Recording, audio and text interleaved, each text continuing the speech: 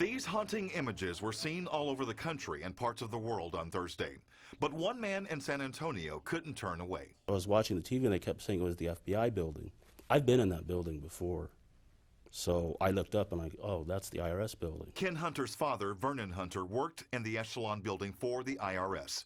When news of the plane attack broke, a worried Ken Hunter tried reaching his father. I called my dad's cell phone and I didn't get an answer, so I called again and I called again.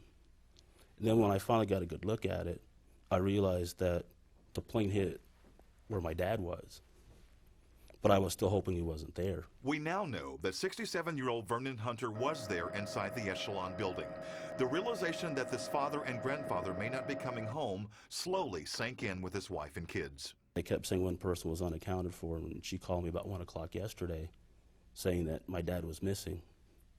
So I pretty much knew that my dad had lost his life in that building. Vernon Hunter, a South Carolina native, joined the Army at 18 and saw 2 tours of duty in Vietnam. Neighbors say the father of 6 was an ideal neighbor and an ideal family man. Every time I played a game, the umpire or the head ref is my dad.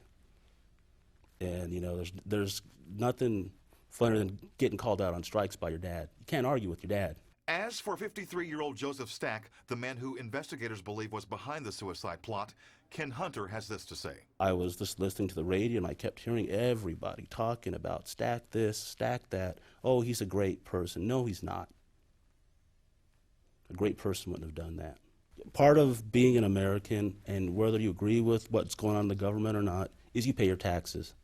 This isn't someone who couldn't afford to pay his taxes. He had an airplane and almost a $300,000 house. And we're talking like, what, $4,000 to $6,000 that he didn't want to pay? That's ridiculous. There is some sad irony to all of this.